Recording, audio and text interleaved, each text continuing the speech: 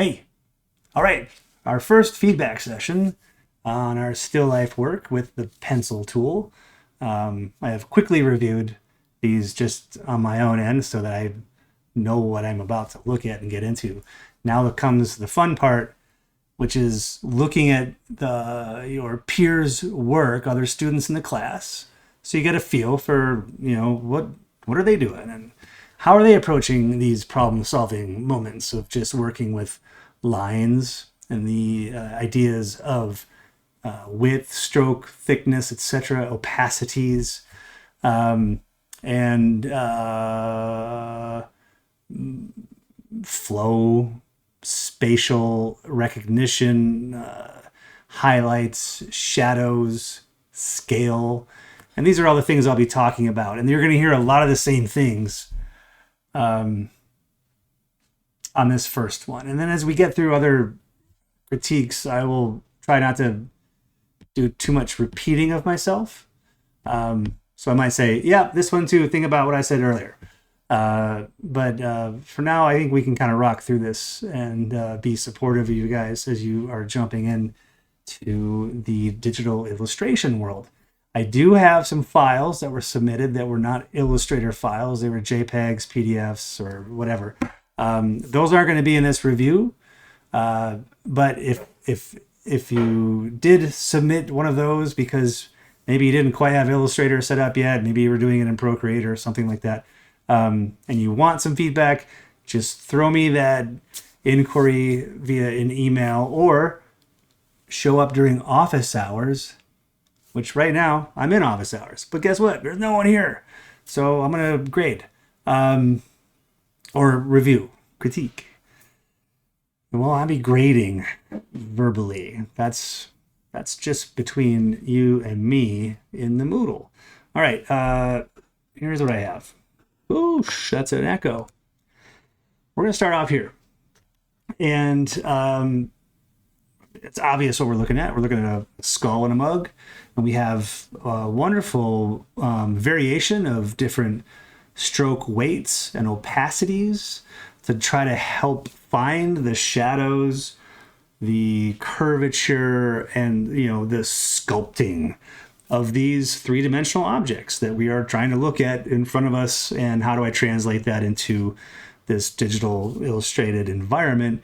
And I think you're doing great. We're going to get into different things like stroke ends and ways to modify the softness of these strokes as we move on, and that is going to benefit you. But right now, these are wonderful studies and great representations. I will just say that there is something about the orientation or placement of objects on an artboard, and this goes with any sort of drawing, illustration, rendering, painting, photography, right? These are all things that we should be thinking of. And the coolest part about doing a drawing or an illustration digitally is that these lines are, I better make sure everything's unlocked.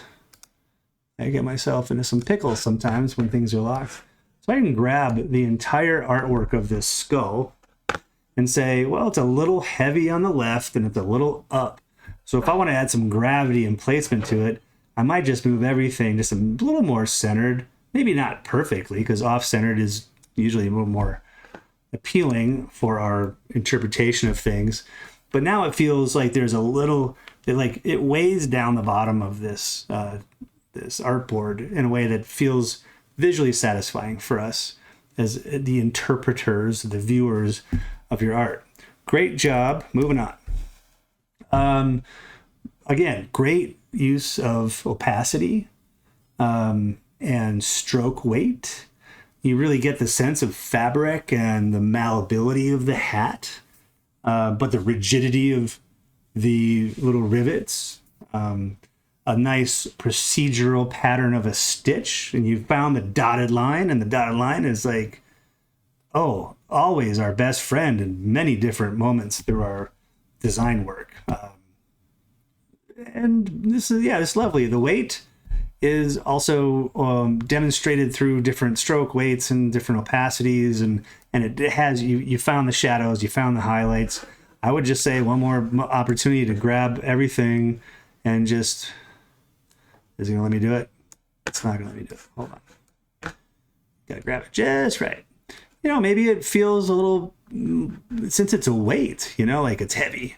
So maybe it just needs to have some gravity to it, and not like, you wouldn't want to go too close to that edge, because as we got close to edges, it feels uncomfortable. It's like someone standing too close to you in a public space. That stuff happens visually with us as well. These are wonderful. Don't save. Okay. And we have like a water or juice bottle, and then some food containers. And these are really fun, expressive moments. Okay, maybe we didn't get into opacity, but you explored stroke weight differences, and those little moments of intensity and thickness really do their job about trying to define where possible little tiny shadows are, or identifying important parts of the shape of things. These are wonderful. And you even like somehow captured the idea of transparency in those containers on the right. These are great. The letter D, and then I don't know, I'd maybe might call it like a chess piece or some sort of figurine. Great work trying to give shadows. Those are dramatic shadows, so it really helps us understand where like a light source might be and how low that light might be, because the lower the light, the longer the shadow is.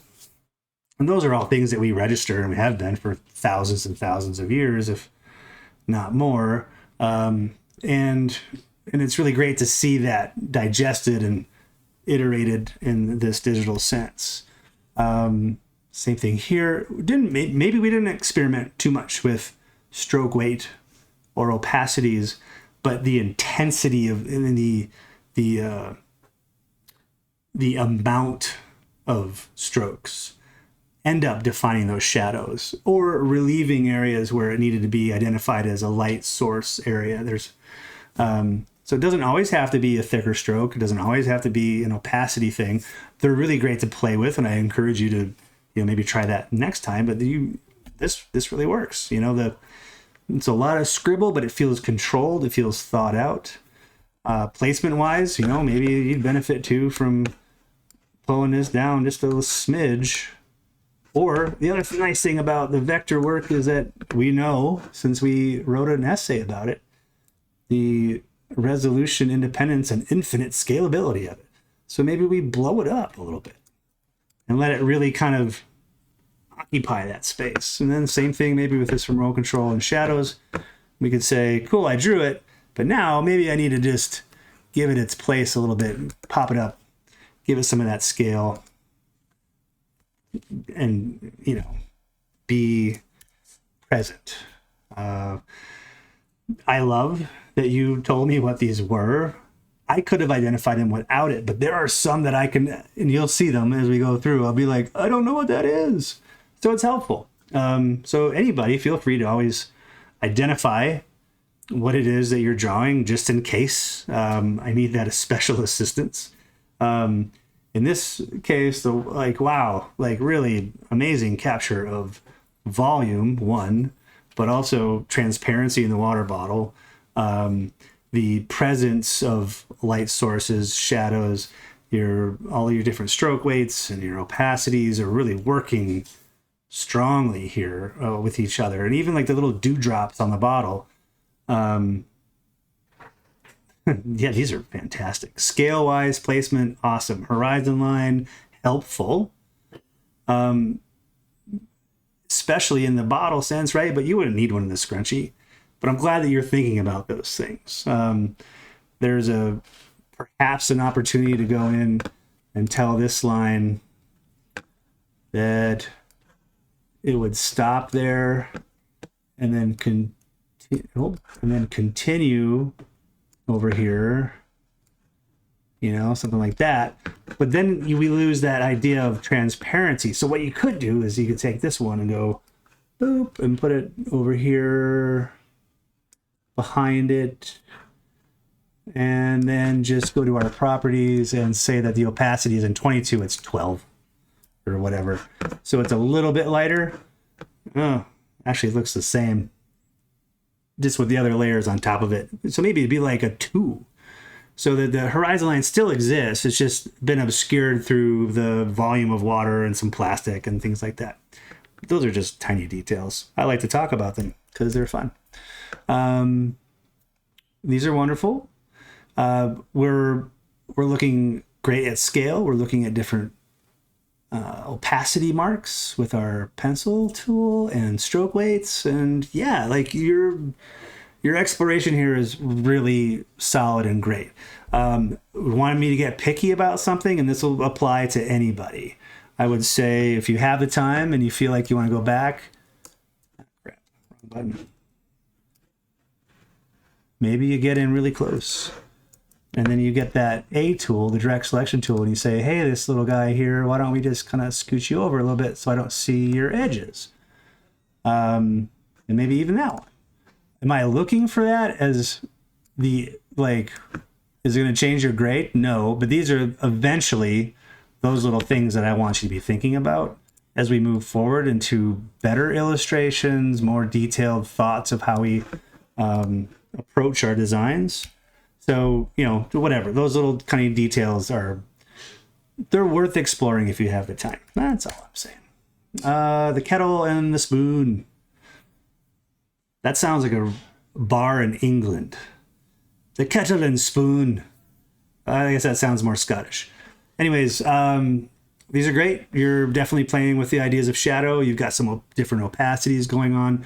Stroke weight is all pretty much the same throughout, and that is fine.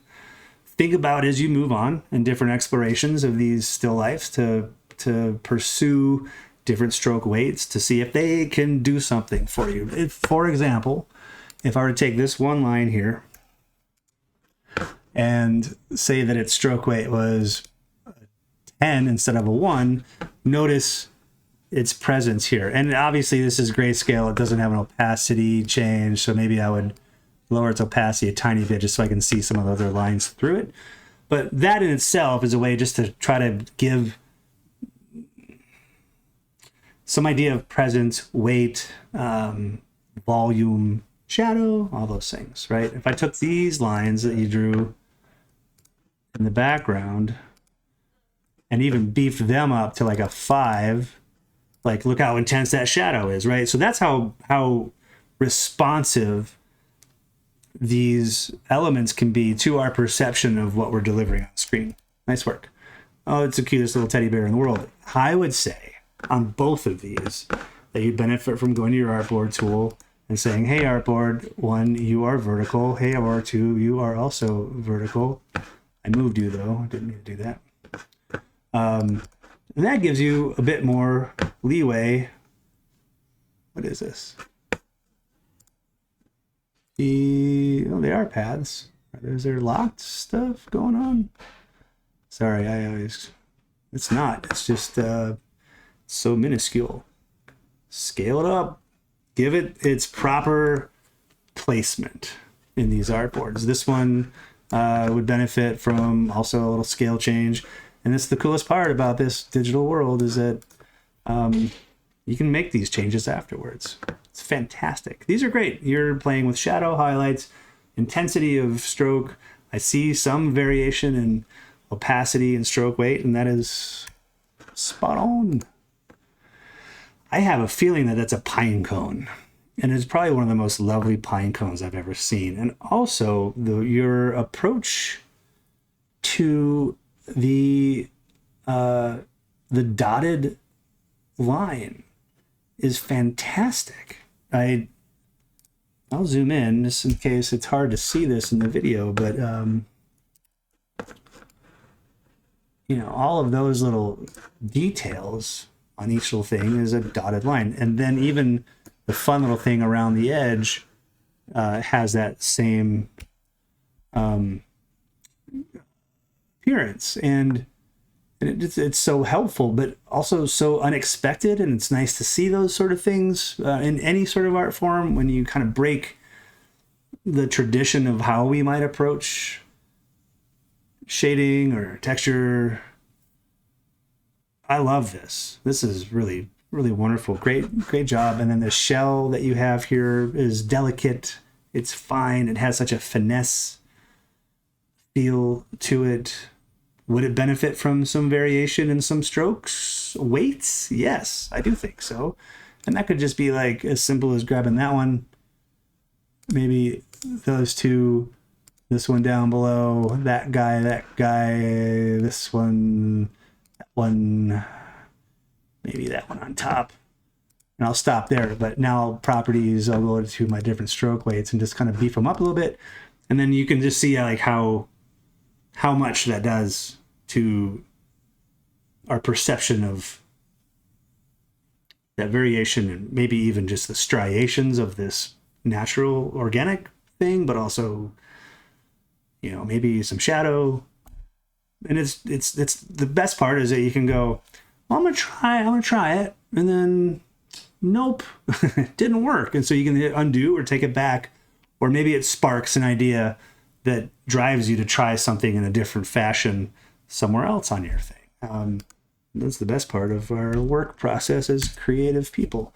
I would think about scale. I would think about location on these things. You obviously are nailing everything that we're trying to identify as far as light sources, shadows, volume, etc. The tissue feels very loose and flimsy, like a tissue should be.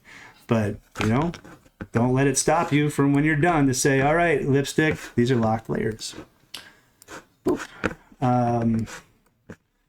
Hey there, lipstick. We're going to go boop and over here. All right. And then it's already satisfying our need for granting an object or the hero, the character, or whatever it is that we're dealing with, the proper space and proper ideas of weight and placement. I would move you down. I'd move you down as well, kind of give you a little bit of weight. And this is a good time to think about those ideas of what a horizon line would do for something like this. So it could be at an angle.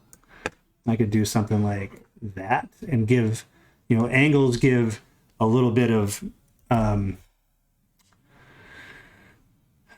not stress, but the sense of unevenness and balance, but also like excitement, you know? So an angled horizon line, you know, maybe it's not even there in what you're drawing, but you can put it in because you have that creative freedom. Same thing with this Kleenex box. Maybe there's an angled one here too, and it goes like this. I feel kind of like Bob Ross right now talking about fluffy trees. And it's kind of cool to see them together and having opposing horizon lines. That's also a way to create tension. Nice job. This is an orange or a lime. It's some citrus. Really wonderful. Super wonderful. And I'm glad that you played with the idea of white strokes as well, where the little highlights and glistening things are. This feels well weighted, well placed. Nailed it. This glass, great job on identifying transparency and little highlights and things like that. Exploring different stroke weights and transparencies. Same with this. This is fun. Maybe the boba, little balls, the pearls, whatever they call them, the tapioca things. I hate them. I can't stand them, but my kids they go crazy over it. Maybe it's a good time to say, all right, pencil. Where's my pencil? And it's going to be no fill, white stroke. You know, maybe you go boop, and yeah, just little tiny highlights on these little boba balls. Identifying and following what you have determined as your light source. Obviously, you wouldn't want to put them on the other side. I may have already done that. I did. I put them on the wrong side because of the shadows over here. That means the light source would be over there and the shadow should be. But anyways, you can see what I'm talking about. That's nice. It's nice work. The onion in the key. Maybe also another Scottish pub. This is great. I should start writing these things down because I wouldn't mind having a fourth job. And the key, scale, placement, the onion feels pretty good. I might even lower it. there's just something about that weight, the gravity on a canvas. Think of your artboard as a canvas. Think about its placement of your character and your heroes that satisfy us as humans to identify space and physics. Yeah, I mean, scratching post for a cat and a cup. Maybe scale placement of the cup, and I don't know. I think maybe the scratching post is just fine. If you have the time to go back in and say, oops, look at that little guy, and grab your direct selection tool and say, you're kind of outside a little bit. I don't mind seeing a little piece of those things, especially in these fast, expressive pieces of illustration, but it doesn't hurt you to have those moments of kind of revisiting your work before you say, cool, I'm done. Toast. Toast just needs to be the hero in this artboard. So just grab it, blow that toast up. Fun. What would happen if I took some of those lines and made them thicker just by a stroke or two? You know, it gives it a little more sense of weight, shadow, placement, etc. So don't be afraid of changing those things, but your expressiveness of line really does identify shadow and even texture. This character is fantastic. I love this character. It's really nice. The lamp, and with a little bear head hanging off it, it's cute. You're playing with opacity, you're playing with stroke weights.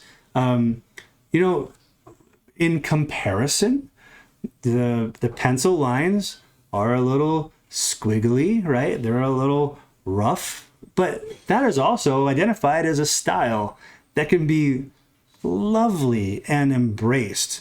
But maybe you're using a trackpad or a mouse, and I don't know, maybe you're not. But think about that and what those implications might be if you were to try to find a way to refine some of those lines. Like I said, the shaky lines can be embraced and be really wonderful. I've seen it too many times everywhere where it's fantastic. Your cool little bottle is adorable and great use of opacities and different stroke weights. The stapler, same thing. Like you're exploring all those things. Does it want a horizon line? Maybe try it sometime. Should it be right in the middle? I don't know. But this guy is so small on this artboard, so it's like, we blow it up. Oh, and the other thing about blowing up, I'm gonna hit undo. There's this thing in the preferences that I think it's under general, and it is scale, strokes, and effects. So if that's turned on, that means that as I blow this up, the stroke weight and any other elements that might be associated as effects will also scale. The first time I did it, if you noticed, it kept all of the stroke weights really small. So it starts to lose some of that integrity of the illustration. So that's a really good thing to keep in mind. It's also found under object transform. If I were to do scale, it's scale, strokes, and effects, right? So there you have that. And that's a really good thing to know, and that's awesome. This one, I might say that it'd be possible that a landscape artboard would be beneficial. I'll move it over here. Just for the orientation of something that has a bit more of a horizontal factor than a vertical one. And then you could also use a little scale up and maybe just a little bit, boop. You know, so just like you're trying to match the space with the object in a way. Are these rules that can be broken? Absolutely. They're not even rules. They're just thoughts and ideas and things that we're used to, but also they've been in the world of art for thousands of years. The plant, and then this is where I go, I don't know what that is. I'm really not sure. I don't know what that is. It's hard to respond to the one on the right. The plant, tiny, needs a few things. It needs to be addressed by some scale and placement. But then you've got, you know, there's your stroke weight change. Good, I'm glad you tried that. But what about like this one and that one? And we go boop, boop, boop, boop. And we just give them a little more weight. And that creates a wonderful shadow. And then maybe there's just one of these. And it could be this top wavy one. that sort of has the same feel, right? And so already I'm getting a bit more sense of physical space, some gravity. That's like my favorite word for the day, apparently. Today is brought to you by the word gravity, the letter G. This one, oh, I just don't know. I just really don't know. So it's hard for me to respond because I don't have any reference to what it is or how it should be identified, but I would just kind of follow some of the same feedback from that first one. I don't know what this is either.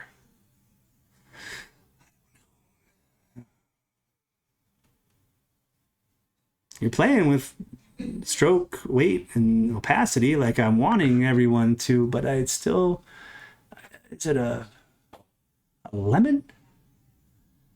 A very moldy lemon. But still, scale and space, orientation with an artboard. Does this need to be put on an artboard that has more of a landscape orientation to it? And could you have the room for that scale? Select all. Does that gel more with this moldy lemon? And also, I asked for 2 artboards, 2 different objects, and I only got 1, so that's an issue. Here we have this seashell, and then just, I don't know, is it a rock, a pet rock? I would say some of the same orientation and placement, maybe just slightly lower. Doesn't have to be too low for gravity, but if you look at a lot of illustrations, they're never really dead center. This one, same thing, maybe just boop. And maybe there's even a scale change opportunity to give it a little bit more of its presence. They're adorable, and your approach to your illustrative line work for shadows is great. I think it's a speaker. I would move everything here down. But, look what happens. Our shadow gets cut off. So maybe it's a time to say it's all going to be scaled up. And maybe it's just like, boop, a little bit more. It's still too low. Too low. This makes me feel uncomfortable, that spacing down there. And that's what I was talking about when someone's standing too close to you. So maybe. And your Izzy drink. Great. What would it be like if this line had a buddy next to it? So I just did a copy drag holding down my option key, and then that one has a heavier stroke, but an opacity of like 25 or somewhere in there. And then I obviously would want to go in and say, you shouldn't be all the way up there. I'll move it down. Just little things like that. And if I did it again, if I took that same guy and stand by, did a double, but then really scaled it up and then took its opacity down to like a 5er. Look at some of that sort of sculpting and shadow that we have just on the side of the can. You could even probably dupe that one and put it over there so that we start to feel that idea of like a cylindrical object. Just things to keep in mind. Man, this was awesome. I'm really happy with, hey, how about just me? I'm really happy with these. What a great start. Super killer. I hope that you enjoyed seeing your peers' works, and also how we're going to start looking at how to better our work, how to think about our approach to things differently. The next one that you're doing is with the pen tool. The pen tool is a way more calculated, precise work. Takes some time to get used to. No one ever nails it unless you've had experience with it in the past. But I have to highly encourage you to play with it as much as you can before you even get into the still life work. Just get in there and futz with it. Figure it out. How do I get a good curve? How do I get a Bezier? How do I manage these things? So what if I start over? How do I delete a point? What if I need to add a point on something that I accidentally clicked off of? This is the work that's going to make everything that you do down the road in your designs, your logos, your asset creation work even tighter, better, and desirable by people who might want to hire you for work. We all like the idea of making money from this stuff. Okay, so hope that was helpful, and I will try to do this for everyone. Sometimes well, these are technical problems, or I'm overwhelmed and I might miss one. But know that if at any time you want feedback on something of your own specifically, just on the side, send me the work, send me the request, and I'll do the same thing. I'll record the video and I'll talk about it. I'll move things, I'll fix things, and it's a really good process for you to understand what the progress is like as a digital illustrator. All right, take care, and we'll see you later.